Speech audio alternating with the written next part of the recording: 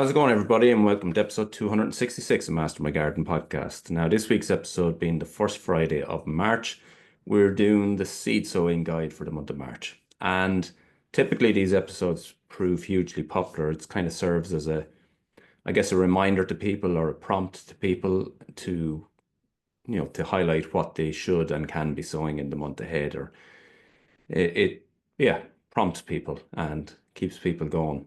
Since we did this last month, I suppose a lot has changed. We've seen the really obvious lengthening in the days, and that's vital. I suppose it's vital for us as well that we start to see some longer days after quite a grey winter. And it's also really important for germination. So I said that in February that light levels are quite low, so it's quite difficult to get good. You'll get germination, but to get good growth because just you're looking at short days. The month that passed was quite wet until the last kind of 2 weeks, and we've seen some beautiful sunshine, dry days, and a huge improvement, but still quite cold. So as we go into March, there's a whole month ahead of us. We're guaranteed longer days, so that means good sunlight. So it is a good time now to get really sowing or ramping up the sowing of your seeds. I've done a small bit of sowing, not a huge amount, a small bit, but definitely from now on, I'll be ramping up. As I say, still quite cold, so there's, proceeding with caution, as I always say. And yeah, there's a long list that we can sow this month. And again, depends on what you're growing or what you're looking at. So a slight addition to the list, I guess, I'm going to chat a little bit about sowing flowers as well. So it has typically been this episode has typically been focused predominantly around the edible garden, and that's still going to be the case, but we're also going to talk about flowers and the ornamentals that you can be sowing, and there's a huge amount of those. Probably won't be able to get through them all, but it'll give you a flavor of what you can be sowing at this stage. So March, as I say, busy month. Lots to be done, lots that can be done. Lengthening of days gives you a bit of energy as well, so you're able to get out and get more done. And it really is an exciting month and kind of heralds the kickoff of the season. Now, the fact that the days are getting longer as well, we're still seeing at this point in time, we're still seeing that cold. So we are going to proceed with caution and yeah, just because we're getting these longer days doesn't mean that we're in full flight yet. That'll be really when the temperatures start to come up, and that it could be this month, it could be in a couple of weeks' time. It may not happen until next month, but when we start to get temperatures, up, ground temperatures up 10, 12, 14 degrees, then we're really driving on at that stage and getting lots of stuff into the ground. A lot of the sowing that we'll be doing this month, you're still going to need to be protecting them and giving them a little bit of heat starting off. If you don't have a greenhouse, potentially you could be sowing some of these still inside. So yeah, it's navigating these first few weeks and minding seedlings during these first few weeks. So what can we sow? I kind of got to batch them off into their groupings as such. So we can start with pretty much all of the Calabres or all of the brassica families. So we're looking at cabbage, we're looking at Calabres, we're looking at cauliflower. Typically with cabbage and cauliflower, you're looking for earlier varieties if possible. And you're going to sow them into module trays, single cell or single seed to each cell. And they're going to be planted outside, or maybe if you have a cooler polytunnel like myself, it's possibly some inside early part of the season. So you can get going with those at the moment. Then we're looking at, some of the sprouting broccolis as well can be sowed at this stage. And then we're looking at the onion family. So we're looking at onions themselves, so red and white. I'll be sowing them from seed in the coming weeks, and I multi-sow onions. So that means several seeds into the same cell, and I plant them out as one bunch. Leeks, I do the same, multi-sowing leeks, and spring onion as well. And spring onion will become part of the successional sowing. So that's going to be one that's going to be repeat pretty much every month now till the end of the year. And then we have some of the ones that are going to require a nice bit of heat and definitely will require some minding. Things like peppers, chili peppers. The earlier that we can do those, the better, because they're going to need a long season. And obviously, the earlier we can get them in, the better. aubergine the same. So these all need quite a bit of heat starting off. You're looking for kind of 20 degrees. So you're either putting them in your house, in your windowsill, in your conservatory, or you're using a heated propagator of some sort. For myself, I'll be using a seed tray and sitting that seed tray onto a heated propagator with a lid on it. So that's going to give that temperature that I require. And that's vitally important for these first few weeks. They need that heat to really get going. Tomatoes as well. So a lot of you have your tomatoes sown at this stage, and you'll find that they probably have germinated, probably are growing slightly, but they'll be stagnant enough unless they're getting a good bit of heat. So hopefully the temperatures will come up this month, but yeah, tomatoes can be sown this month as well. Then looking at some of the salad leaves, we're looking at lettuce, for example. We're looking at spinaches. That could be perpetual spinach. It could be your annual spinach. We're looking at the salad leaves such as rocket, Mizuna, even at this stage, can still be sown, and chard. Now, I've mentioned before, chard, I'll just do kind of one sowing of that. Maybe if I have 4, 5, 6 plants, that'll kind of do me for the year. Just harvest the leaves as required. So I'll sow that this month as well. And then radish will become pretty much like spring onion, become a very regular sowing. Beetroot, I'm going to do one big sowing now this week. That'll be done in the polytunnel. And then I'll do 2 sowings in total, and that'll kind of give me what I'll require in beetroot for the whole year. Carrots then, again, an early sowing directly into the polytunnel. So that'll be one of the earlier varieties, like early nonce or something like that. And then later on, I'll get possibly in April time, I'll get another sowing outside. Parsnip, that's more than likely for me anyway, going to be next month before I do sowing it at. Potentially you can sow in March. Just typically I find ground temperatures too cold, and certainly at the moment it's too cold for it. But when I do it, it'll be one sowing only. And as I say, likely to be April rather than March for me, but you can sow them in March. Turnip as well, I'll be doing 2. I'll be doing your swede, or what we call turnip here in Ireland, but that's typically a swede. And I'll also be sowing a small amount of Milan purple top. So yeah, do both of those this month. Then onion sets can still be planted, and potatoes can still be planted. So I've missed some seeds actually, sorry. So herbs, pretty much all of your herbs, with the exception of some of the really hot ones like basil, you won't sow that yet. But coriander, dill, parsley, sage, thyme, those type ones, all of those can be sown this month. And you won't need a lot of these. Just remember that, some of those, thyme, for example, is a perennial one, so that's going to be there the whole time. And then you're going to have parsley, which is a biennial, so you'll have that for this year and next year, and then you'll need to re-sow again. So you don't need it all the time, and you certainly don't need to sow it at every sowing. So this kind of once a year that I will sow my herbs. So I'll do a nice sowing of those this month. Coriander is the only one that will kind of fall in as a successional crop, so that'll be pretty much sown on a monthly basis. That's going to be the annual one. It runs the seed quite quickly, bolts quite quickly, and it's kind of hard to get it right. But I just continue to sow it, and then once it starts to shoot up, I just get rid of it. So coriander is a good one. Then you have some peas. Again, I'll be doing that slowly. So in the next couple of weeks, I'll do that. I mightn't do it in the early part of the month.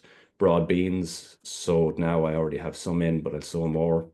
And then celery and celeriac. Now they need to get in early. And celery and celeriac are quite tricky to grow typically. Now, if you're not growing a lot of it, or you don't plan to grow a lot of it, I'd nearly be inclined to buy those as plug plants as opposed to trying to germinate them. This can be a little bit frustrating. They're not difficult, but you leave the seeds uncovered, and you do need a consistent warm temperature, and that temperature tends to be quite high. So that means you really need some sort of a propagation space for them that keeps them at a good solid 22, 23 degrees. So that can be the problem in a polytunnel. You might be getting fluctuations, and that's why seeds can be slow to germinate and a little bit sporadic. So that's celeriac and celery. Again, as I say, if you're only growing a small amount of celery, you might be just as well to buy a good tray of it and stick it in. And that's kind of your vegetables, your herbs for the month. As I mentioned, onion sets, so red, white onion sets, spring planting garlic, and pretty much all of the potatoes can get planted at some stage this month. For me, I'll be doing Charlotte, which is a salad potato. I'll be doing that in polytunnel. I'll be doing British Queens in the polytunnel, and I'll be doing some main crop potatoes outside. Variety likely to be Sarpo Mir or Sarpo Axona. Uh, Still harvesting that from the ground. So from last year, so really, really surprised with that in the end. I was initially a little bit skeptical of it. The taste wasn't wonderful, but as I said previously, the longer it stayed in the ground, the better it got. And yeah, the fact it has been earthed up, it has withstood any bit of frost we had this year, and I'm still harvesting, but I will finish them off very, very soon. And yeah, onion sets, I'll probably plant a few, but I'll mostly be doing it from seed. So yeah, that's kind of a broad list of what you can do. Still a little bit of time to get, fruit trees in, the likes of, any of your bare root stuff, your strawberries, your raspberries, trees, pear, apple, plum, any of those. Still a bit of time on that. And yeah, that's kind of all of your edibles. And on top of that, then again, flowers. So flowers are a little bit like some of the heated vegetables that will be grown. So they're going to like consistent warm temperatures. So really here, these are germinated in your house, your windowsill, your conservatory. So long as it's warm, they need to get as much light as possible, but they definitely need a consistent heat. And this is where, the they will germinate fine so long as they get that good temperature. So realistically speaking, in a polytunnel at the moment, you're probably still looking at using a heated mat underneath them or a heated propagator in order to get that good germination and then to ensure that they stay protected going forward because they will struggle if it's cold at night, which it is in polytunnels at the moment. So what can you sow? Pretty much all of the annuals can be sown now. And so like you're looking at things like poppy, nasturtiums, marigolds, pansies, stock. We're looking at sunflower, cosmos, sweet pea. A lot of the sweet peas will have been sown pre-Christmas or even in the earlier part of the year, January and February, but you can still sow those now. You're looking at things like cornflowers. You're looking at dahlias, very good one to be sowing from now on. Just be careful again with those. You're looking for good temperatures. So they'll be they'll be a that's a super way of creating a lot of flower, particularly cosmos, dahlias. You're going to get such a huge mass of flowers from them in this year. And then obviously dahlias, if you're willing to dig them up and look after them, you can replant them again next year. So yeah, that's a kind of an overview of the flowers. A lot of the perennials can be sowed now in springtime. So talking about things like verbenas, achilleas, all of those. So pretty much, again, all of the perennials. The thing with sowing perennials at this stage of the year is that you're unlikely to get flower at any point this year. So you will get good germination. You'll grow good, strong plants ready for planting out in May and June, but you're not likely to get much flower. You will get one or two might pop a flower here and there, but generally you're looking at next year before you're going to get good flower on those, including in that some of the things like the biennials, the likes of a foxglove, for example. All of those can be sowed now. So again, a little bit like as I said with some of the tender vegetables, there's going to be a little bit of minding on these at the start. So they're going to need that little bit of temperature. You're going to need to watch them for frost right through to probably into May time. But if you're going to do that, then you're going to grow really, really successful plants from seed over the month of March. Still loads of other jobs that we can be at this month. We've just passed I suppose the closing period for when you can cut hedges here in Ireland. So I raced to get all of mine done before last weekend. So all of that got done. Everything's tidied up that way. Then, like in terms of lawns are in quite bad condition after the sort of long, cold winter. And there has been no growth whatsoever yet. So while we've had a lot of drying over the last couple of weeks, there hasn't been hardly any growth of note. So lawns might need a little bit of a mow just from the point of view of tidying, but in terms of growth or growth volume, there hasn't been much of that yet. Um, anyone that's, moss can be troublesome at this stage of the year if people don't like it. Some people don't mind it at all, happy to leave it in their lawns. Others want it out of there.